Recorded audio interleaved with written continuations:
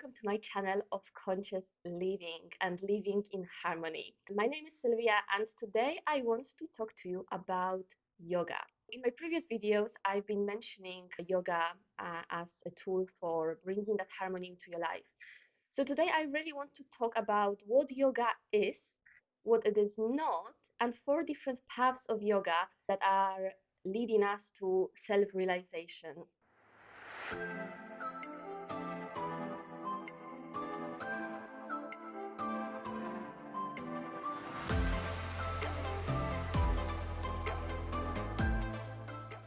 Majority of people think of yoga as exercise, as stretching, as something you do with your physical body, which it is partially true, and we do call that yoga. Yoga has much deeper meaning and purpose. Just to start with, yoga is not a religion. It is something that has been around for thousands and thousands of years. And yoga is like a manual for life that includes different things that if you apply to your life, you can become more calm, more peaceful, you can have more self-confidence, more willpower, more determination. So what is yoga? The word yoga comes from Sanskrit word yoga, which means to join, to yoke, to unite. In the Western world, we think of yoga as exercises, as stretching, as doing something with the physical body. It's the flexibility yogis that are doing challenging poses, that have self control over the body. But this is not what yoga is. And yogi is not a person who's doing all those different acrobatics. Yogi is a person that has achieved self realization, that is not affected by the outside world, that has mind control, not mind control over the people like we see in movies, but mind control that is your own. It is a person that's fully aware of the surroundings, fully aware of himself, and that has full control over the mind, over the body, and over life, essentially. Yoga is teaching us that the obstacles in the path of self-realization show themselves in mental states and physical sensations. When we practice life consciously, we become aware of those obstacles and we can work on them, we can change them, and we can get rid of them so we are not affected by them. So yoga is actually divided into 4 different pathways. However, it is important, I believe, to connect all of those. An individual will be connected with one of those paths more, and then all the other paths are actually adding to that path that you're mainly connected with. So let's dive in. Those 4 paths are called Karma Yoga, Bhakti Yoga, Raja Yoga, and Jnana Yoga. Karma Yoga is a yoga of selfless service where you do things and you are not attached to the results. You help others, you are devoted to serving other people, and you don't expect anything in return. It's a completely selfless service. It is a difficult practice because so often we do things because we expect something, even if it is a show of gratitude. But karma yoga is doing something and not expecting anything in return, even tiny bit of gratitude. Still doing it, still doing the good work, still putting good into the universe and into everyone around you. Karma yoga is really teaching us the detachment from the outcome, detachment from the result, and detachment from gaining, and is connecting us with the energy of giving, truly giving to others. The word karma is actually very deep, and I could be talking about karma on its own, not karma yoga, but karma on its own for a long time. It's the law of nature that every cause have an effect, and then every effect has a cause. So actually the good that we give in the world is going to come back to us, and the bad things that we do in the world is going to come back to us too. We don't know when, we don't know how, but what you can be sure of is that the karma is there, creating some consequences, whether it's good or bad. So by doing karma yoga, you're putting a lot of good into the world. The whole purpose of it is not to be attached to the result. However, by cultivating this goodness and good attitude and detachment, You're not expecting good things, but they are happening, they are coming to you. Next path is Bhakti Yoga, which is the path of devotion.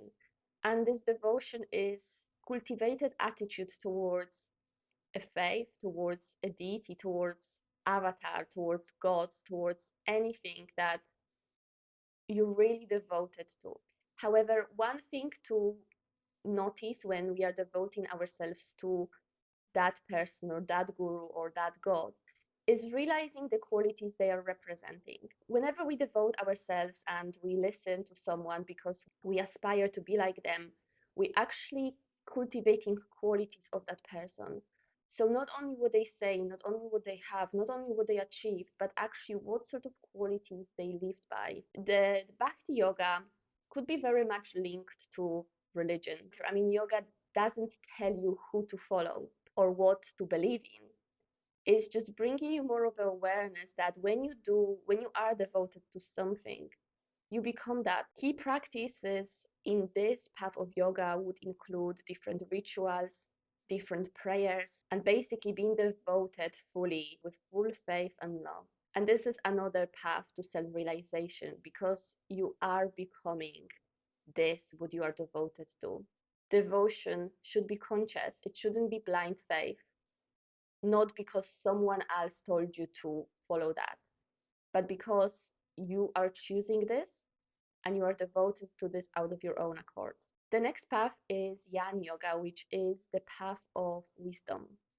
This includes learning, educating yourself, studying scriptures, studying people that have achieved self realization. It is also studying the nature, studying the truth around you. What are the laws of nature? What is actually happening around you? And really getting rid of that illusion from your day to day life, noticing the patterns that are guiding the universe and that guiding your life. And basically devoting yourself to finding your truth, to finding your own truth. What are your experiences telling you? What sort of experience did you have? How are you looking at it? Why are you looking at it like this? What are a different perspective on that? Not just the one that you have initially, but how, in what other way can you look at it? What would your friend say? How would your teacher think of this? How would the person you admire look at this? And what would they do in this situation?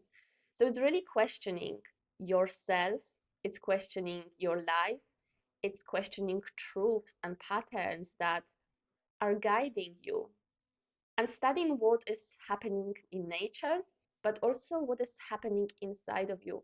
So it's deep self-inquiry and deep inquiry into life that's uncovering any illusion that might be there present currently.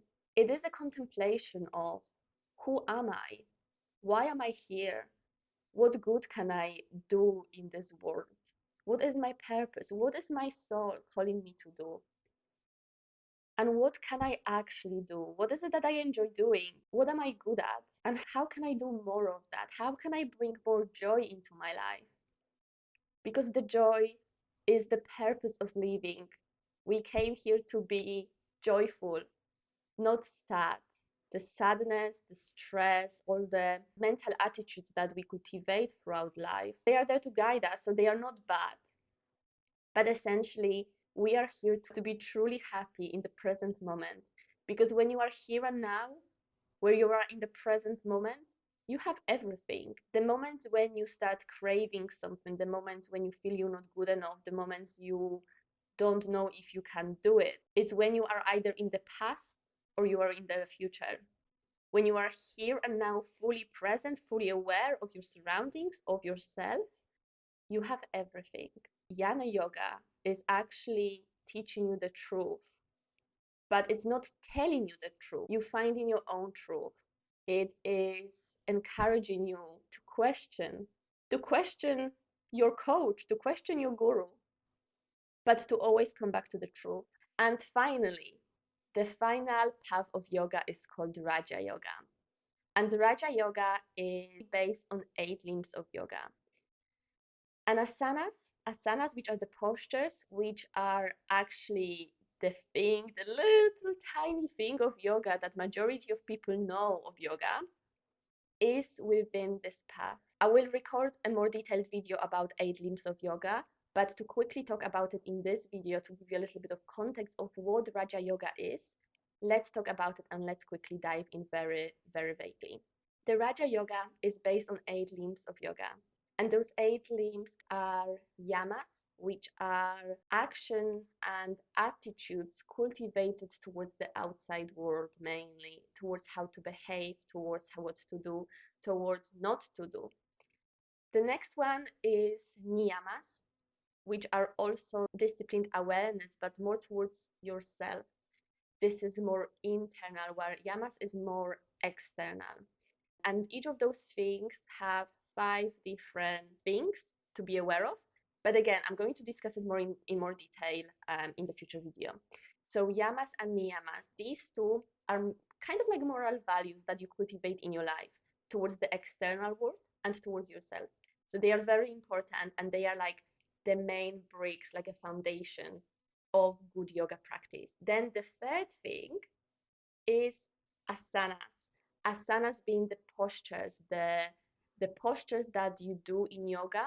However, in these 8 limbs of yoga, posture asana have a very big highlight on posture, one posture that you master.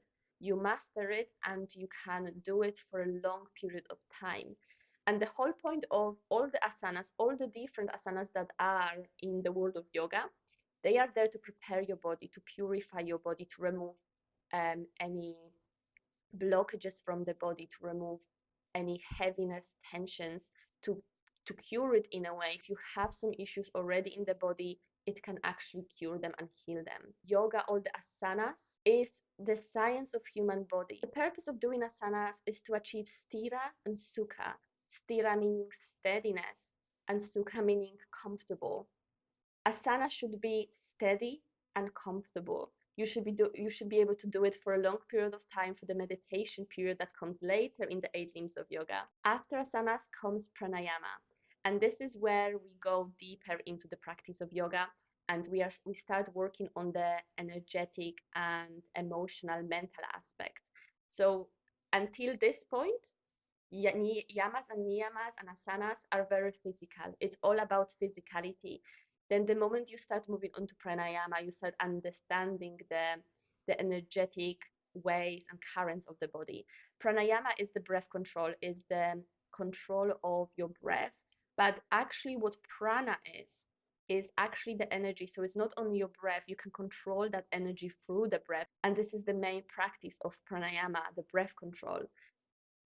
But what you truly learn from pranayama is the control of that energy that's inside of your body.